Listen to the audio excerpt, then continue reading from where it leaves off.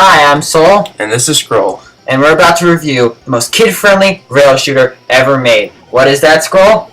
Yoshi Safari for the Super Nintendo, made in 1993. And obviously, since it's a rail shooter, the only way you can play it is pay $50 for a Super NES Super Scope.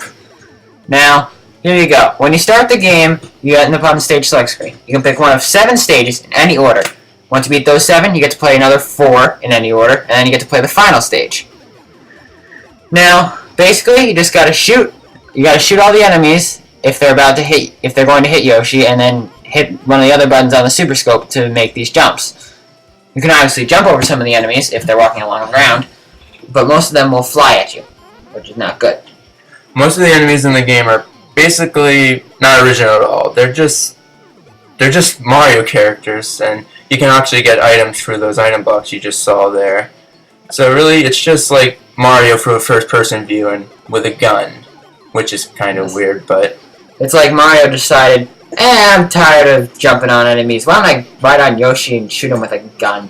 Also, it's probably not a good idea to shoot Yoshi, since Mario apparently has no life bar of his own, and apparently he has to rely on Yoshi. But anyway, the graphics in this game are actually pretty good for Mode 7 graphics. It's not like as impressive as F-Zero or Pilot Wings, but you know, it's pretty good.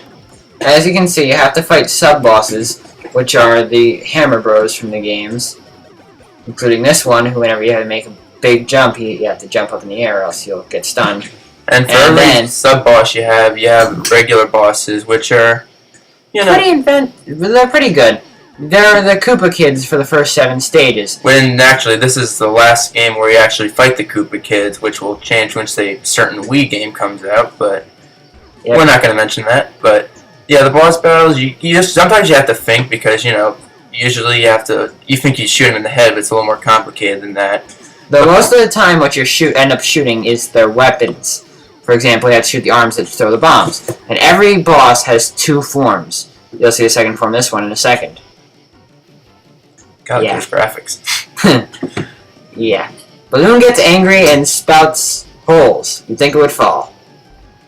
Now, since this is the Super Scope game, the Super Scope wasn't exactly the best gun, so you could imagine, since like the later levels have a lot of enemies coming at you at once, and since the Super NES Scope is so heavy, it's kind of hard to aim and all, but once you get used to it, it's a really fun game. It's too bad they can't like put this on the Virtual Console. I don't know why, since the Wii's pretty much made for that. But one of the most annoying things is that sometimes it's kind of hard to tell exactly where you have to shoot. Like right here, you have to shoot it sort of above the spot where it's shooting at you to actually hurt them. Anyway, now on to scores. We got an 8 for gameplay, an 8 for graphics, a 7 for music. And as for the control, we've never used the Super Scope, so we couldn't really tell you. Works great with a mouse, I'll tell you that. So yeah. If you don't want to pay $50 for a Super Scope, just grab yourself an emulator. Then again, those are illegal, so no, emulators are bad. Overall, it comes out with a B. That's good. That's awesome. Good game if you have a Super Scope already. So, I'm Soul. And I'm Scroll. And we're gonna do a barrel roll.